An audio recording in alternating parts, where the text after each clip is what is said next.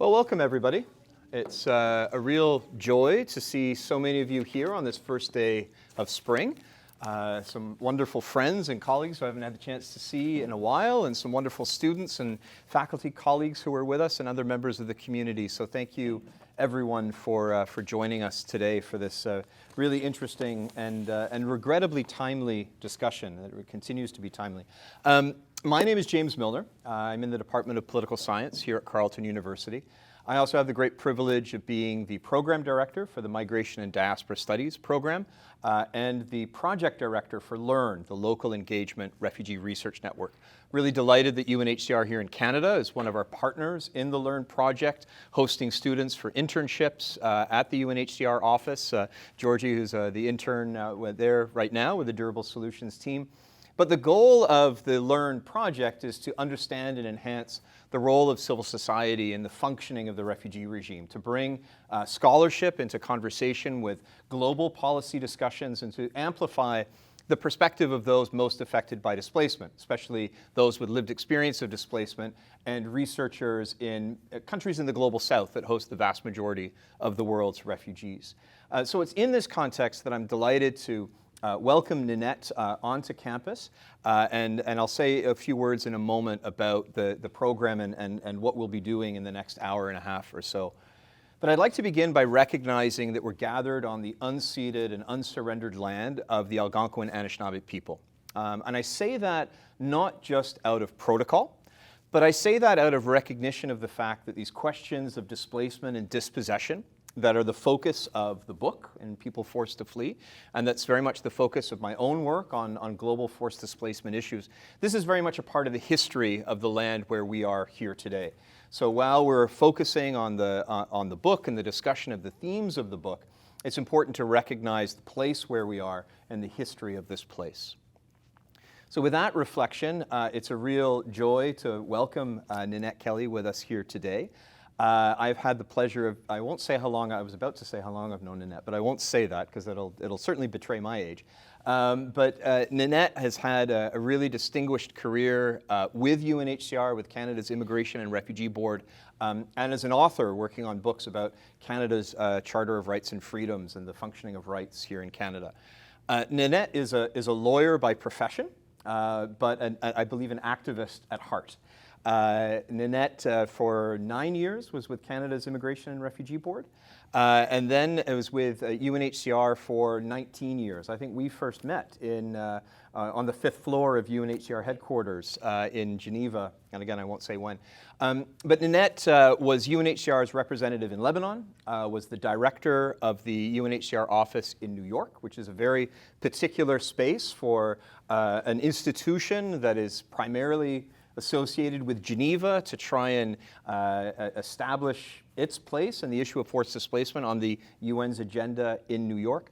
And Ninette's last responsibility with UNHCR was the production of this book, People Forced to Flee. Now, I'll note from the outset that People Forced to Flee is the extension of the series of the State of the World's Refugees reports, which came out from time to time from the late 1990s through.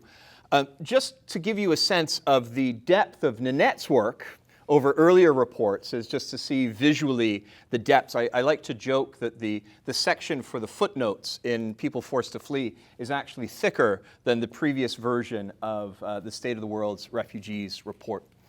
The book was published to coincide with the 70th anniversary of the 1951 Convention relating to the status of refugees. We're very fortunate to have a number of people in the room with deep experience of the longevity and the continuing relevance of that legal document. But what we'll do today is have a chance to hear from Ninette about the book. We have an overview presentation. Ninette and I will then have a conversation about some themes that emerge from the book and really looking towards what the key takeaways are from the book, not just when it was published in 2022, but its continuing relevance to this day and looking forward. But what it tells us about where we go next, not only with policy and with practice, but very much within the scholarly community, where we can identify our role role in helping to advance these core mandate functions of protection and solutions, which remain so regrettably elusive. We'll then open it up for discussion, for comments and questions, and given that we're an intimate enough group, which is terrific, there'll be a chance for you to be able to introduce yourself so we're aware of who else is with us within the room.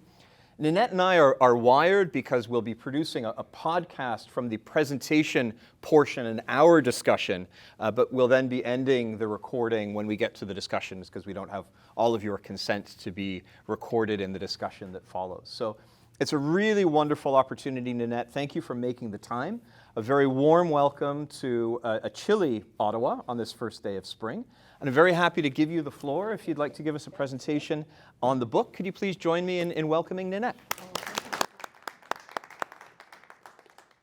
I have to say before I even start on the book, because you can see that that book is a bit of a doorstopper. I mean, James was very, very complimentary in terms of saying the book is the last state of the world's refugees is like the end notes, but there's also the other side to that, and it's harder to write succinctly than it is to write a great big volume. So you could also say that I went overboard on that. But it is a big book, and it's not meant to be necessarily read from cover to cover, but it's meant to be a reference. And so my objective today is to tell you what it covers and where you might find information that could be useful to you and to the work that you do or the interests that you have. But in doing that, I also want to express something that's very important, because in writing this book, we commissioned papers from a broader range of people that are engaged in forced displacement. From academics, research institutions, the World Bank produced 7 or 8 papers, from refugees, from internally displaced people. And we published those papers on UNHCR website. And my sincere hope is that this book is also faithful to those perspectives. And so to be at an event that James is hosting along with the LERRN is hugely symbolic for me, because many of the refugees and IDPs who contributed ideas to this book are represented in your network. And thank you for all you did to make that possible. And all you continue to do to elevate those voices and support them. So, oops, sorry, I'm going to take me a minute. The motivation of the book was definitely around the 70th anniversary of the 1951 Convention relating to the status of refugees. And its inspiration, which was very dear to me actually, was that it would be inspired by the lives of so many hundreds and millions of people whose lives have been torn apart, who've lost everything, and yet continue to struggle against all odds to provide opportunities for themselves and for their children, and as well as all those hosting communities, most of whom are in the developed, in lower and middle income countries, who are providing safety for those who are forced to flee. It was meant to be inspired by their experiences. The ambition was to reflect back on 70 years of international responses to forced displacement, to try to identify what's gone well, what hasn't gone so well, and to try to provide some ideas as how we may improve our responses going forward based on primarily recent experience, as you shall see. It starts with part 1. The book is divided into 5 parts, and the first part is on the roots of asylum. And we've known, for example, that humans have moved and been forced to flee since forever, for reasons of resource scarcity, climate change, and conflict. So that has been a constant in human history. But where asylum first comes into the recorded record, which was a surprise to me, but I'm sure not to all of you, but it was to me, because I've thought of asylum more as a recent phenomenon, the provision of kind of formal protection, was many, many thousands of years ago. There's evidence, for example, 3,000 years ago of Ramses II providing sanctuary to the Hittite king. Now, it was temporary, but nonetheless, it happened. And Greek city-states, there's quite a lot of literature of how Greek city-states accepted other members of city-states who shared their same political orientation and enabled them to come into their communities, to regroup, to thrive, to form military so that they could be able to go back and claim their homelands. The Roman Empire, we think of the Roman Empire as creating millions of refugees, which indeed it very much did, but it also took in millions of refugees. And very much like the Greek city-states, the kind of protection that was afforded definitely depended. It was partial. It was based on military and political considerations. So while some refugee communities were given a fair amount of autonomy, others were forcibly conscripted or rendered into slavery. So that is a very early record. And then through the Middle Ages to the early modern period, the asylum story, at least in Europe, tends to predominate on religious persecution. Both Protestants, Catholics, Jews, Muslims facing persecution, being forced to flee European countries, many of whom were accepted into other countries that shared their confessional faith, or for whom they felt they had a need of the refugees because of either the capital or the skills the refugees would bring. And then during the Age of Revolutions in Europe during the 18th century, the concept of a political refugee came more to the fore. And what I found very interesting at this period of time, there you have some of the first extradition treaties.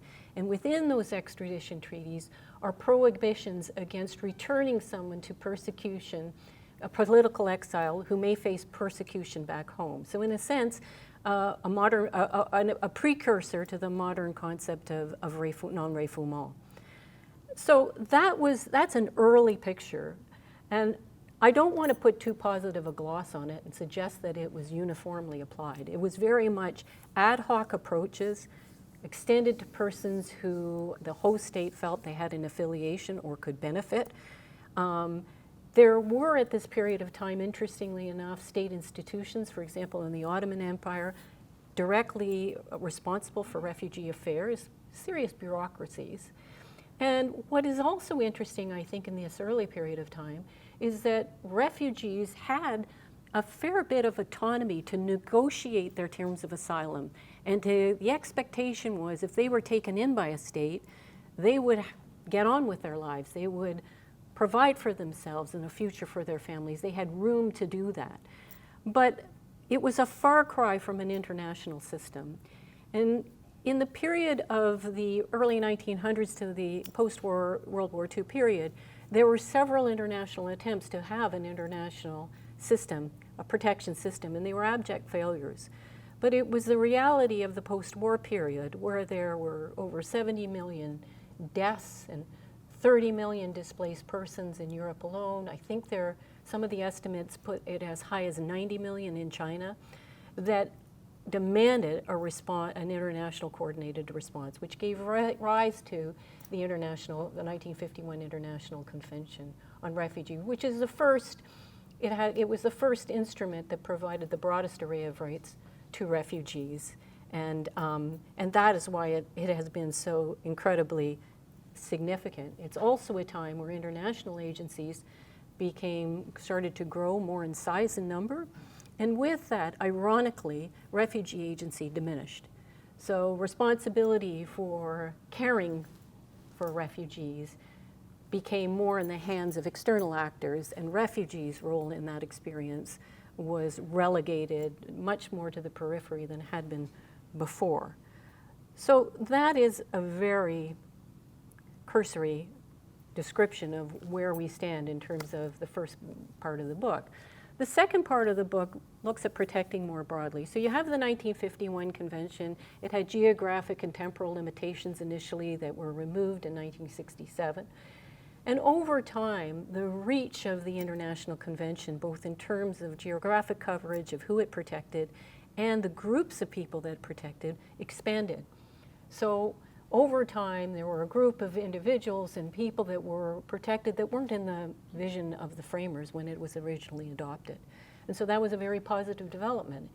And the convention also influenced the development of other protection frameworks. For example, the guiding principles on internal displacement, and also protection frameworks for people that have been forced to flee in the context of climate change and disasters.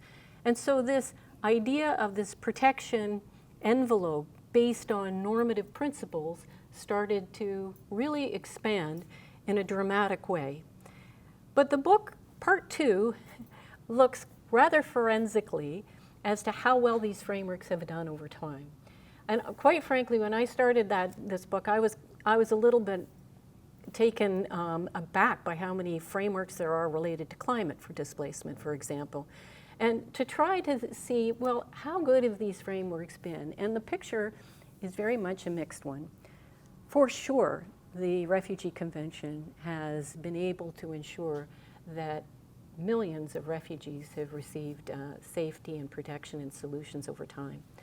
But it's equally the case with the Convention as with other frameworks that the terms of it are persistently abrogated by the state parties to them.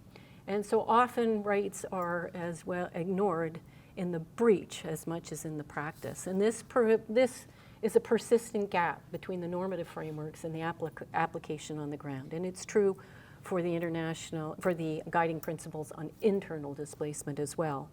Burdens and responsibilities, although in all frameworks it's supposed to be a shared responsibility that's never been equitably shared. And individually, the individual agency of forcibly displaced persons that again is recognized in these normative frameworks has not yet been fully realized in practice, which I think if there are any persons with a displacement experience in this room, you will attest to the fact that that voice is not heard as frequently and as is necessary. So that is part 2, which ends on also the observation that solutions to displacement have largely remained elusive. A solution to displacement means you receive more than safety. A solution means that you have a formal status. You have the ability to get on with your life. You have equal rights in relation to other citizens. And the statistics on that are quite depressing. And for those of you who've worked in refugee situations or IDP situations, you might find yourself in part 3 because it looks at all the major displacement movements over the past 70 years, many of which are the same today as they were decades ago. So if you look at some of the largest displacement situations, Afghanistan, Colombia, Democratic Republic of the Congo, Myanmar, these are places that are continuously in conflict and continuously produce large numbers of refugees, Sudan, Somalia, Palestine. I grew up at a time where in my career, and I think in some of you here, maybe not in the younger generation, I hope not, where UNHCR used to always prioritize solutions. Voluntary repatriation is the most preferred solution. As though by saying it would happen or it made it so. But the fact is that most refugees do not have an opportunity to return, that the situations are not sufficiently safe or secure for people to go back. And returns have been promoted in situations where that has led to further displacement. And the statistics are really shocking. In the past 60 years, less than 10% of all recorded refugees have been able to return home. I believe in the last decade that's fallen to less than 5%. For internally displaced persons, since we started collecting statistics, the number is less than 20%. Resettlement, which is another solution available to refugees, some refugees, where a refugee is taken from an asylum country and resettled to a place like Canada, has never been a solution for more than 1% of the global refugee population. And local integration, this idea that refugees can find a solution or internally displaced persons can find a solution, which is in all the normative frameworks, has not been fully realized. It's for refugees, it's formally, legally resisted, and for IDPs, they face a lot of systemic barriers, which are described in that part of the book. So what does all of this say? Well, it says that we absolutely need a new approach to solutions. We have to recognize that solutions is a process that takes place over many, many years, and that investing in human capacity and human capital, education, skills, training, good health, are all vital in ensuring that those who can have a solution are able to avail themselves of it and for that solution to be sustainable. We also know that we need more flexible approaches to return. Many refugees, for example, may want to return home, but they're wary. They want to go test the waters first, see if they can establish before they bring their families. There's a disincentive to doing that if they know that in leaving the asylum country they lose their status. So the book talks about some interesting examples where we have these flexible arrangements so that people can go move back in a phased approach. We need to widen the immigration channels for refugees. And I would say also IDPs. UNHCR and the OECD did a really interesting study. They published in 2022, I believe, and they looked at immigrants from the top displacement countries going to the OECD through family, education, and employment avenues. And the number that went through those immigration channels were 60% higher than those that were resettled. So that speaks to something, and that speaks to opportunity, because those nationals still represented a very small minority of total immigration to the OECD countries. But in order to make those what are now called complementary pathways accessible, you need to address the systemic barriers, which can be knowledge gaps, can be ID, having the proper identification. It can be financial, being able to afford the financial fees in order to make an immigration application, and the transport fees to move should you be accepted. And the other important point, I think, from the solutions part of the book is we need to totally reorient our approach to local solutions. We always used to say, and sorry if I'm coming across like an old-timer, but we always used to say you can't expect host countries to do more. They're already doing so much, and they have so many challenges to just meet the needs of their own communities, and that's so very true. But what we've seen through economic studies over time is that the impact of forcibly displaced populations on host communities is not nearly as negative as one would expect. So the World Bank recently produced a consolidation of those findings that showed in 80% of the time, the effects were nil to positive. 20% of the time, they were significantly positive, and 25% of the time, the host community did have negative effects, mostly felt by those who were young or in the informal sector. So this kind of analysis needs to inform our policy choices going forward, which I go into a little more in part 4. So part 4 is, we know that solutions aren't imminent for most of the world's forcibly displaced. So how do we improve life prospects in displacement? Because we know in displacement that refugees and internally displaced persons suffer from poor health, lack of educational opportunities, and intentional obstacles to economic independence. And this leads to intergenerational poverty. For years, the humanitarian community wanted the development community to come in and help with more long-term development responses. Some of you may have worked in that area and will know the frustrations. They just weren't interested. So 2015, things started to change. And why? Because millions of Syrian refugees landed up in Europe. And Europe went, whoa, we can't handle this. We need to improve their living situations in hosting countries, so that will prevent their onward movement. And that's what got the multilateral development banks interested in how they can invest more in host community development in an inclusive way that also engages and improves the welfare of refugees. So while the motivation we can be critical of, the results we really can celebrate. Because today, and this would be unheard of 10 years ago, every single multilateral development bank has as a priority, with significant funding mechanisms, support to hosting communities and for inclusive development of host communities and refugees and IDPs. That is, in my view, one of the single most momentous transformations in my career. And it is leading to really new responses. So in education, humanitarians used to go and deliver education to refugees, for example. Now, the model that people are moving towards, and it's having some traction, is to improve local education in a manner that includes refugees and raises the standard of education for both refugees and young refugee children and host community children. And that, you can see that happening in the Middle East, you can see it happening in Africa and in the Americas. And it's really very important, and it couldn't happen without development actors being on side and humanitarian actors recognizing, now, we can be of some help to this, but this really isn't what we're the best at, and over to you. So it's learning where our limits are.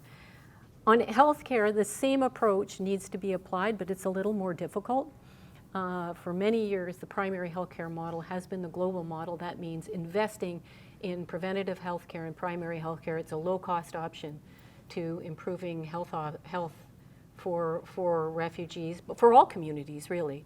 But integrating refugees into local health support systems is very hard because those systems are usually underfinanced, and the development funding for that is lagging behind that of education.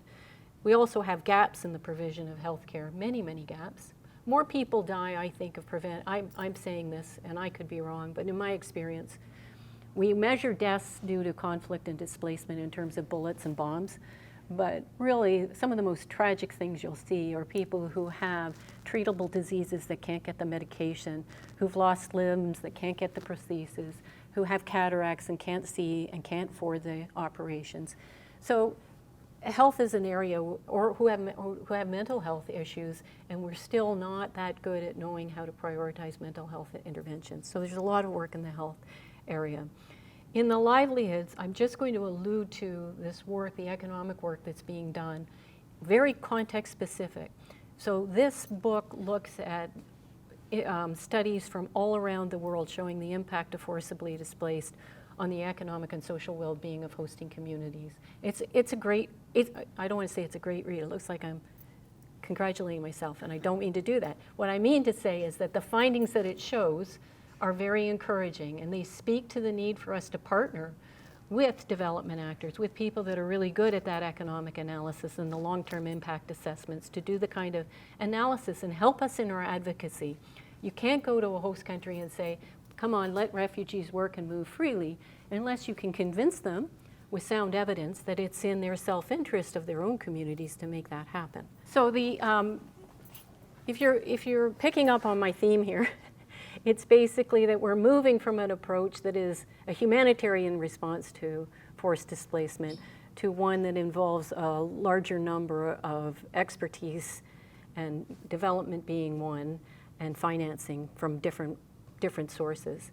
So I would say this approach is being underpinned by a number of things. One is humanitarian funding.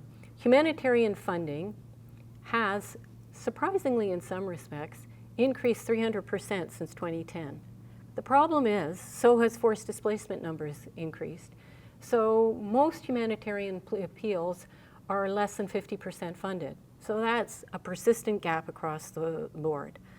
Development funding, as I said, has come on big, and it's being tested in various different countries with different results and that are being analyzed over time. The private sector is now more engaged than it was, in my view, in the early 2000s, involved in financing and job creation. And there are other innovative financing mechanisms that would not have been on our radar 15 years ago, but are now being pursued. The other, I think, critical and change that will be essential if we're to move forward is to improve data, evidence, and analysis. Traditionally, we've been very good at counting heads, knowing how many people come through. UNHCR has a registration system that does do age and sex and gender in certain categories. But what we haven't been very good at doing is doing a holistic analysis of not just the socioeconomic conditions of refugees, but also in the communities in which they live, and monitoring those over time. There has been a lot of work in about the last 7 years on also coordinating data analysis, so that agencies are now working from common guidelines and statistical methodologies. critically important. And also, what I think is probably one of the promising developments of recent times is the focus on impact assessments. We used to deliver programs and then we go to donors and say, here, we've got this evaluation. Sharon, you'll remember all the evaluations. This is what we did. We said we were going to do this and this is what we did. And we're pretty good at doing that.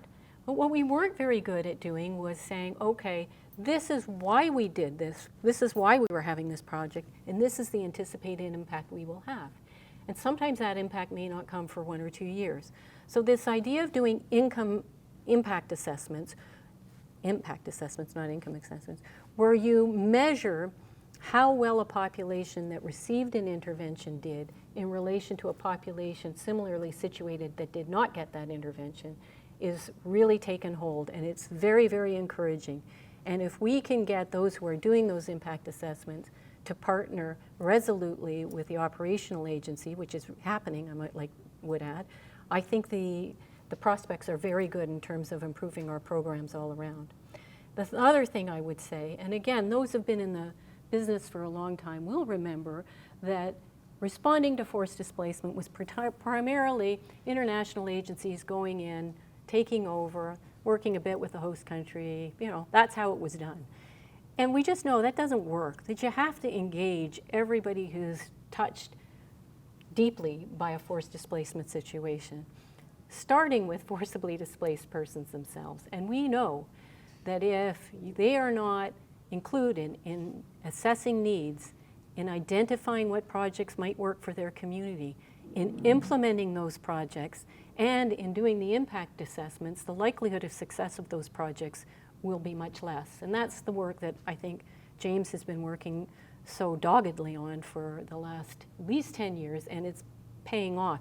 We're still not there, but we're getting there. The other area is in engaging local agencies and local governments. International donors like to fund international agencies because they're giving lots of money and they know there'll be financial accountability, or that's what they expect. It's harder when you do it through local NGOs that might not have that kind of financial capacity. So the idea is we have to build the capacity of local NGOs who know their communities better than we do in order to transfer that over time. The private sector, cities, there's networks of cities that are doing amazingly progressive work in terms of how to advance inclusive development for forcibly displaced in cities. And the other area, private sector, we think of private sector for raising money, but they have been a great partner in terms of finding innovative solutions to things like how do we get internet access to remote places? How do we deliver our goods more efficiently? How do we solve many of our operational challenges in respect to fuel and housing? Housing, and they bring their expertise in helping us as real partnerships beyond the financial assistance they provide, and also in the advocacy on behalf of refugees. So there's lots of international agencies that have, they involve their employees and their external communications on promoting good responses to forced displacement.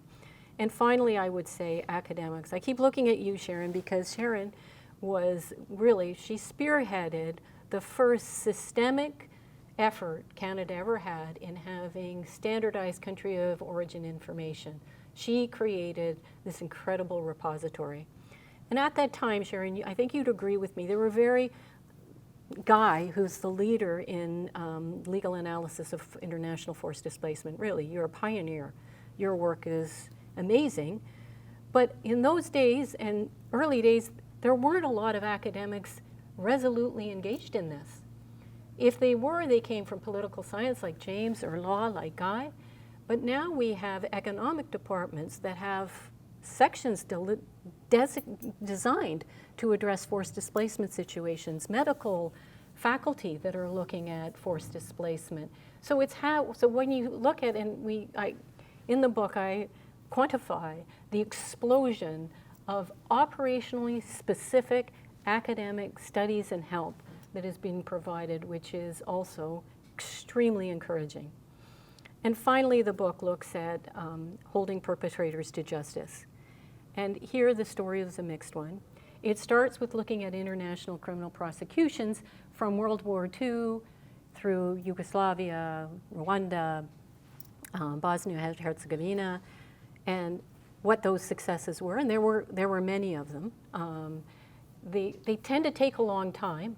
In terms of the more recent ones, if you look at the former Yugoslavia, Rwanda, and Bosnia and Herzegovina, 20 years, but still, they've had a lot of convictions. I think for the former Yugoslavia, it was something like 90. I think it was 60 for Rwanda. I could be wrong on my numbers. I think Bosnia and Herzegovina, it was over 260. So that's significant.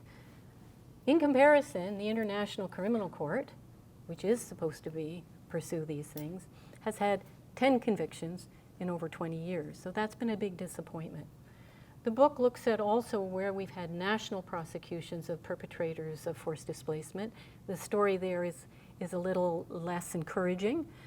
But where it has gained a lot of traction is in the use of universal jurisdiction, which is where a state assumes jurisdiction to prosecute a serious crime that may not have been committed on its territory or by its national.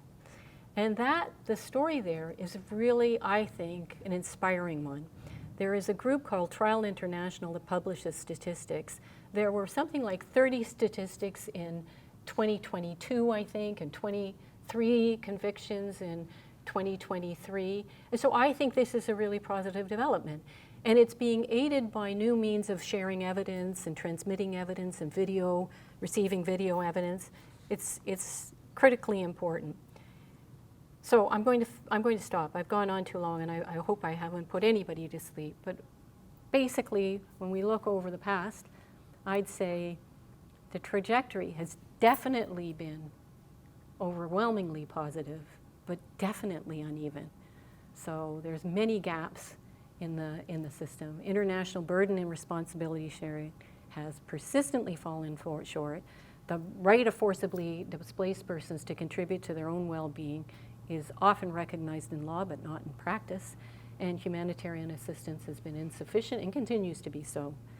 At the same time, I think this joined-up humanitarian and development approach is the way of the future, and I think it's supporting really critical policy shifts. We have a wider range of partners in which to rely, which is excellent, and there are increased efforts to hold perpetrators to account. But lest I end on too positive a note, the challenges are enormous because you need political will to sustain policy shifts, and I think anybody here will recognize how susceptible that is to change. Prolonged conflict is really challenging, and especially when added to new conflict. I think there's 55 active conflicts in the world today, which is terrible in terms of human lives, but also competes for the scarce resources that we have to respond. Many forced displacement situations are located in areas of the world which are under the control of extremist and armed groups. And so humanitarian assistance can't get into those areas very safely. And even when they can, it has to be negotiated with the criminal gangs and the terrorists, which exposes the humanitarian agencies to criminal prosecution because these are internationally sanctioned groups. Climate events will also continue to add challenges to our responses. There's transnational human trafficking and smuggling, and combating that is an international priority. Understood. But what happened is it has to be accompanied by efforts to create more regular channels for people to find safety and also better reception situations. You can't let people just die in boats on the sea. The more controls states put into place, the more riskier and expensive routes are taken at the cost of enormous human life. And the other thing to mention is that COVID really was a gut punch to any development gains that had happened over recent years. And so development funding will have to be, our need for more development funding for forcibly displaced populations competes with other needs elsewhere. But I think it all reinforces the need for more effective and efficient responses tailored to a specific context. and really ones, it has to be always in Army. We can never move back. It has to be responses that are of benefit both to forcibly displaced and to hosting communities who are often in very similar situation to those whom they shelter.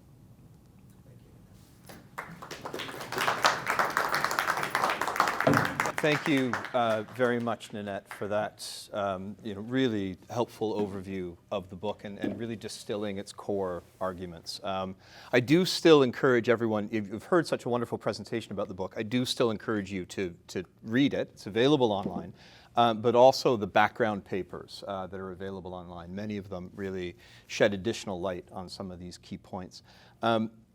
I want to open it up for discussion, but before I do, there are just 3 or 4 questions, Ninette, that I want to pose as a way of teasing out some of these core themes that you've presented to us so forcibly. And it's curious, that it's rooted, the moment around which the book is rooted is the 70th anniversary of the 1951 convention. But we have the change in the title from State of the World's Refugees to People Forced to Flee. And it would be very interesting to hear a little bit more about the thinking behind the change in the title and how that reflects this tension between the centrality, this foundational, the 1951 convention being this cornerstone of the whole refugee regime, while at the same time recognizing that there are these other dimensions of displacement that we can't ignore. So could you just tell us a little bit about the story about the thinking of shifting the title to People Forced to Flee from the State of the World's Refugees? Well, the objective always was not to be too insular, and that really, especially when you look at numbers right now, 60% of, I think there's now 114 million people forcibly displaced, 60% are displaced within their own countries. It would be unconscionable to write a book that was just about the 40%. So we do, and we have to care about all people forced to flee.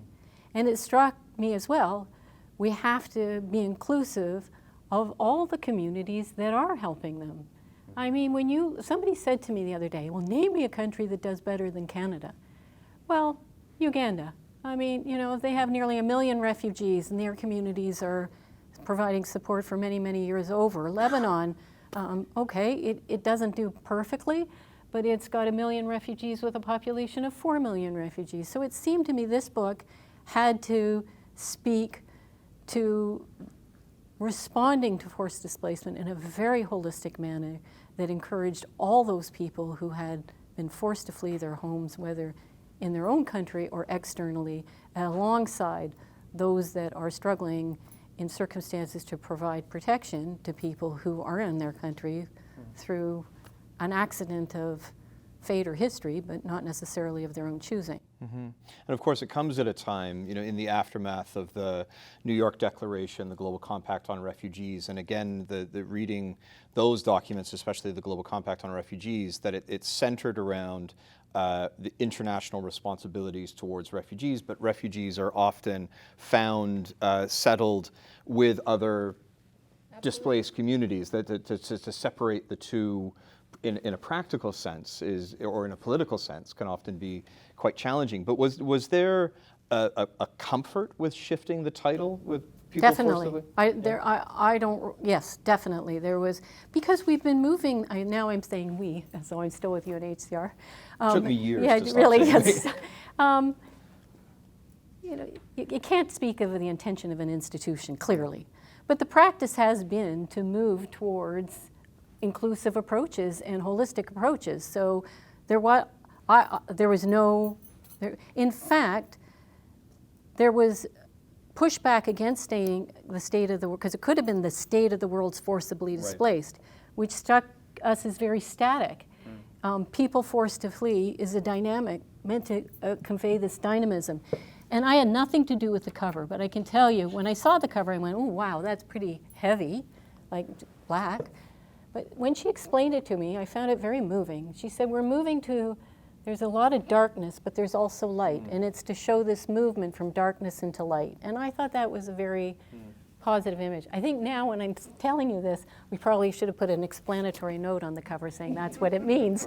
But no, so I think there was a lot of I didn't face any resistance, in other words. And it's interesting, thinking about it almost feels as though the light is just around the corner, right? Yes. That it's not sort of a tunnel where the train is coming right at you. And that actually leads to sort of the question, the first line of the conclusion, which you had in your penultimate slide, in saying, the overall trajectory. There's this, what was it? The history of forced migration is one with a positive overall trajectory. Yes. And it's often, the way that we tend to hear about refugee situations, of forced displacement situations, a very episodic, crisis-driven approach. It's often very difficult to see that positive evolution. As we were talking about over lunch, that where we are now compared to 15 months ago is one question, but where we were 150 years ago in terms of norms that have been established and recognized and hopefully guide what we understand to be the appropriate behavior of states and other actors, that there is this overall positive trajectory, as you say, with so much left to do. But how does that resonate with those who are working day in, day out in responding to those everyday needs? I mean, we can't deny, using the word crisis in refugee situations is highly, contested and problematic, because the question is a crisis to whom, for whom, right. Who defines that? And there are many situations that are crises but have lasted for generations or that aren't on the headlines.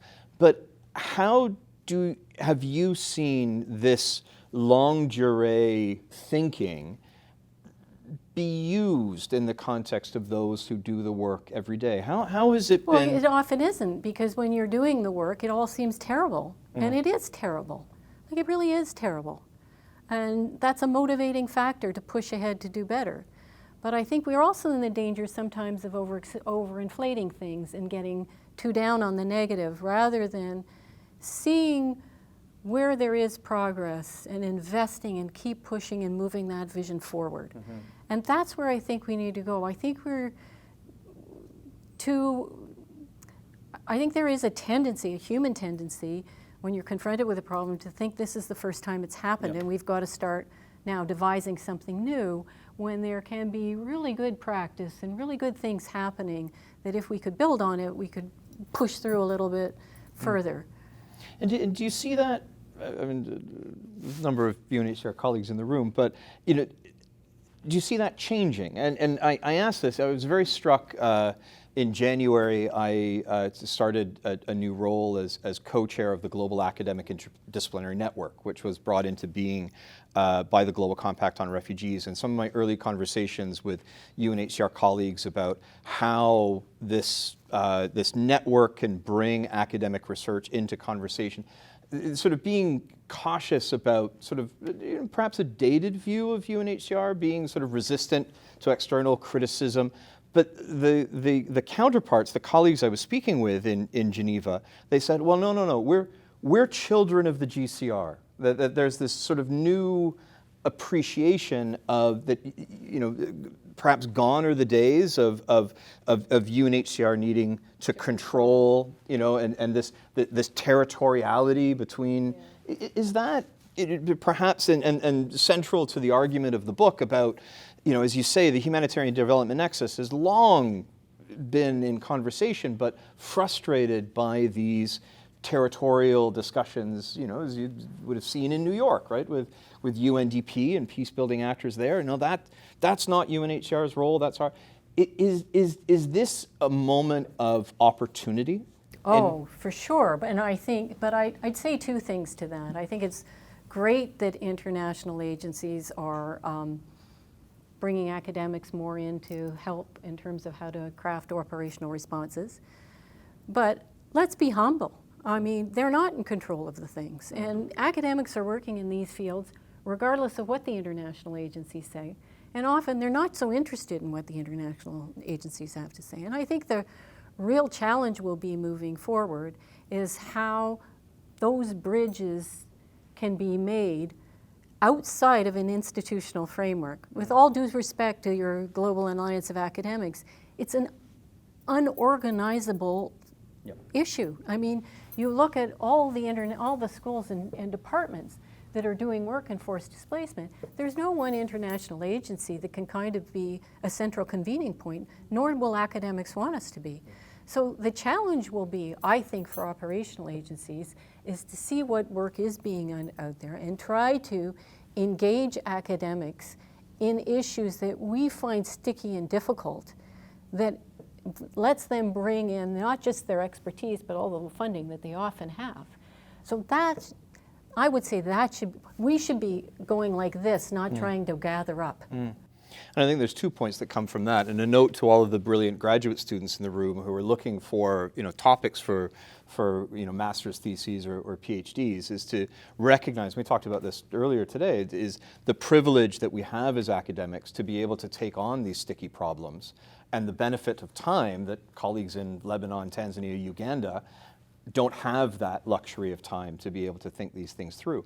But then I think also is to be cognizant of the political context within which refugee responses happen. It's one thing to sit in front of one's laptop and compose a diatribe about what we think should happen in the world without understanding, the mechanisms and the institutions and the structures and political opportunity structures within which these things have to happen. But then also not to assume that every piece of research on refugee issues or forced displacement issues, that UNHCR is necessarily the only audience for that work. No. In fact, I would say to, what do I know? I'm not in the field, so forgive me for this opinion, but I would say to any graduate student, I would not try to take on any topic that wasn't entirely contextually based. I would not try to think of a new protection system or a new dynamic that engaged everything. I would say to you, you've got a area of interest, you've got a region of interest, talk to people in that region as to find out what's going on, who's doing what gaps in knowledge there are, and try to meet a gap in knowledge, because I really believe it is you build from small good practices to larger systems. You don't try to start someone had to design a new system. Great, it was the Second World War that gave us that opportunity, but there's no international appetite, I don't think, right now for that. And that leads to my penultimate question, which is around the importance of context, right? And so you mentioned Uganda, you mentioned Lebanon, the work that I've done in Tanzania with these, with the new development tools, the World Bank being a greater actor. There isn't the same sort of universal set of relationships with the international financial institutions that we may have had 20 or 25 years ago.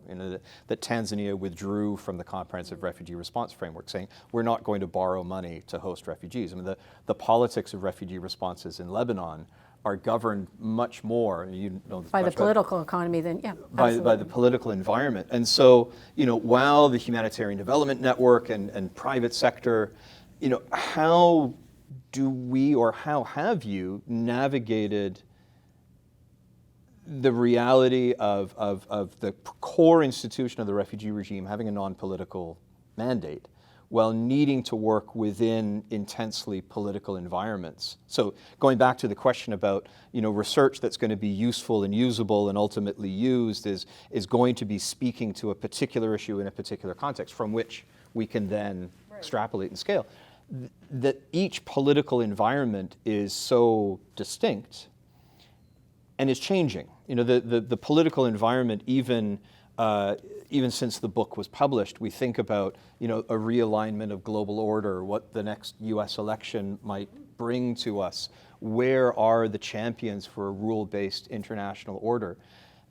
The overall positive trajectory that we see in refugee responses, is that at risk, given sort of the direction that we see, the contours of global politics taking, or does it call even more for those, diverse coalitions of actors that respond where responses I think can that's take place? among the greatest defenses we have against everything unraveling. I don't think it's at risk. I think the gains that we can anticipate are always subject to change.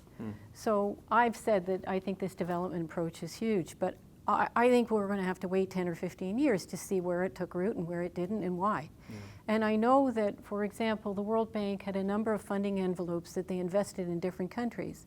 And some have borne results and some haven't. Bangladesh is a good case in point.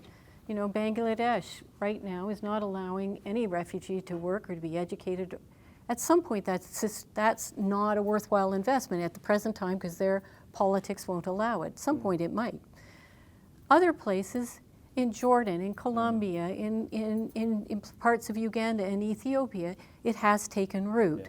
So, no, I don't think it's at risk, but I think it's subject to constant evaluation and adjustment depending on what the political and conflict situation is in a particular area. And as we were saying at lunch, you know, by nature, you have to be something of an optimist working in this space and on these issues. And it's interesting, this being a COVID project to a certain extent, how coming out of the pandemic, there are these incredibly positive moments that we can point to. You know, some of the work that we've supported looking at the role of refugee-led organizations in responding to issues of social protection and assistance and livelihoods in refugee-populated areas that really came into the fore at that moment early in the pandemic when no one else would go into those communities. Right, when international actors had to shelter in place. So, you know, I'm quite compelled by this argument that not only is there this positive overall trajectory, but that there are these moments of these sources of optimism that we currently have in terms of, you know, responses that have worked in particular places at particular times, the opportunity to be able to say, can we draw, you know, the drivers of pessimism are much greater than the drivers of optimism, but not to lose sight of those moments and those sites, and to make sure that as we continue to emerge from the pandemic, you know, the narrative of building back better, to recognize how we, with this multi-stakeholder approach that you talk about, that part of that is also realigning power in who is part of the conversation on what solutions look like. And this is coming loud and clear from refugee-led organizations about their relationship with UNHCR, you know, the role of local actors and the whole agenda of localization. So, you know, we know what the challenge is, and I think the book provides a really powerful roadmap on what it is that we need to do to continue those sources of optimism in a dark time, but where light is present at the tunnel. I wanted to turn to questions by about 1:30 or so, and that's where we are. So we have about 20-25 minutes to open the floor for questions. Those of you who are listening to the podcast at home, this is where I speak to an invisible audience. We will leave you now, and I thank you for your attention as we open it up to a discussion with everyone here in the room.